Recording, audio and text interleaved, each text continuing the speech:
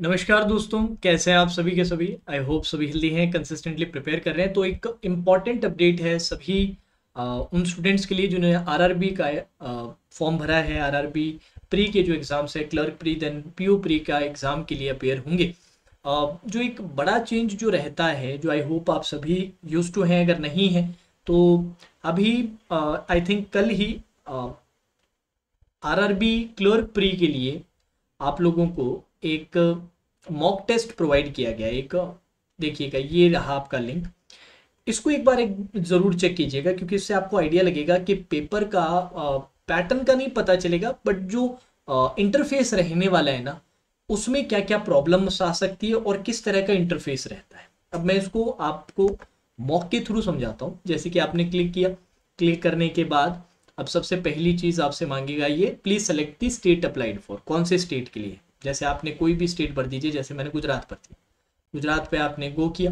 गो करते ही आपने जो भी साइन इन रहता है वो साइन इन किया। अब व्यू इन में बिल्कुल टॉप में इंग्लिश और हिंदी तो आ ही रही है, साथ ही साथ इंग्लिश एंड गुजराती भी आ रही है। तो आप इंग्लिश हिंदी में भी कर सकते हैं, इंग्लिश गुजराती अपने रीजनल लैंग्वेज में भी पढ़ सकते हैं सवाल को। अब मैं जैसे इंग्लिश हिंदी पढ़ना चाहता हूँ, मैंने ये क्लिक किया, नेक्स्ट पे क्लिक किया, देन आपका सेलेक्टेड टिक किया। अब यहाँ पे डिफॉल्ट लैंग्वेज फिर से पूछे, इंग्लिश हिंदी या फिर इंग्लिश गुजराती। मैंने यहाँ पर फिर से इंग्लिश हिंदी किया and I am ready to begin. अब पेपर आप लोगों के सामने आएगा। अब पेपर में एक चीज को देखिएगा, आप लोगों को इंग्लिश हिंदी हमने सेलेक्ट किया था, ऊपर इंग्लिश में सवाल लिखा हुआ है, वैसा का वैसा नीचे आपका हिंदी में भी सवाल लिखा है। सिर्फ क्वेश्चन ही नहीं, अगर आप ऑप्शन चेक करें तो वो भी थोड़ा कंफ्यूजिंग लग रहा है।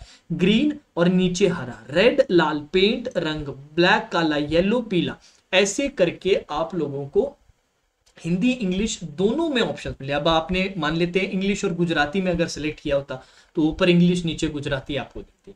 अब यहाँ पर तो क्वेश्चन की जो लेंथ है वो बहुत छोटी है, तो ऐसा नहीं लग रहा कि सर क्या तो इश्यू आएगा। अब मान लीजिए यहीं पर आपको एक डीआई दिया होता, चार्ट भी होते, बाकी इंफॉर्मेशंस भी होती, तो यहाँ पर इंग्लिश भी लिखा होता, उसके जस्ट नीचे हिंदी, तो कितना स्क्रोलिंग रहता, ऑप्शंस कितने कंफ्यूजिंग बन जाते। ऊपर इंग्लिश हिंदी क्या पूछ रहा है, तो इससे यूज टू होके जाना बहुत बहुत जरूरी है।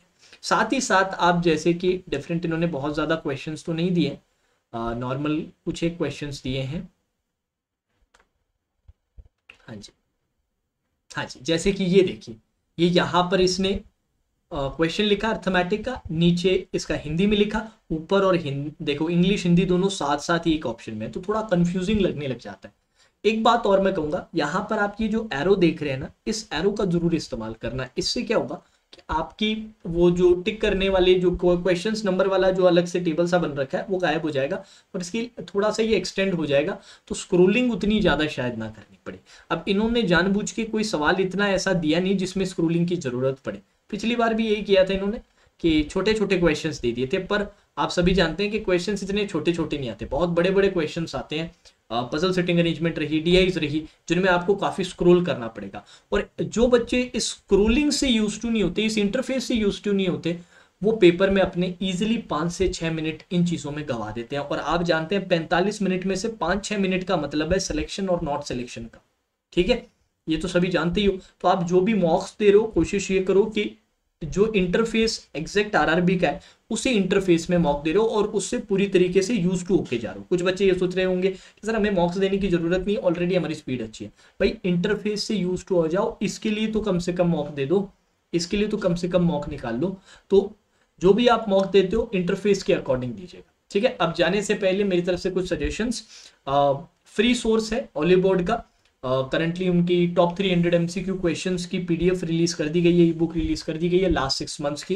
300 important MCQ question for current affairs वहां पर मेंशन्ड है, तो लिंक मैंने नीचे डिस्क्रिप्शन में दिया है, आप चेकआउट कर सकते हैं। साथ ही साथ अगर आपने अभी तक कुछ भी अच्छा कंटेंट नहीं खरीदा और आप खरीदना चाहते हैं तो गाइडली के बंडल पीडीएफ कोर्स का भी मैंने नीचे लिंक दिया है, अच्छे क्वालिटी का कंटेंट है, वहां पर भी कोड वर्चुअस लगेगा और 12% का डिस्काउंट। और डिटेल्ड अगर पेड में करंट अफेयर्स अगर आप चाहते हैं तो उसके लिए आपके अफेयर्स क्लाउड के एनुअल सब्सक्रिप्शन का सजेशन, वहां पर भी कोड वर्चुअस काम करेगा, 10% का सीधा डिस्काउंट है।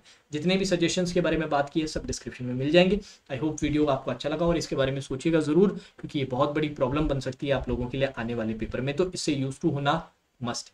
Now that's all for today session, take care.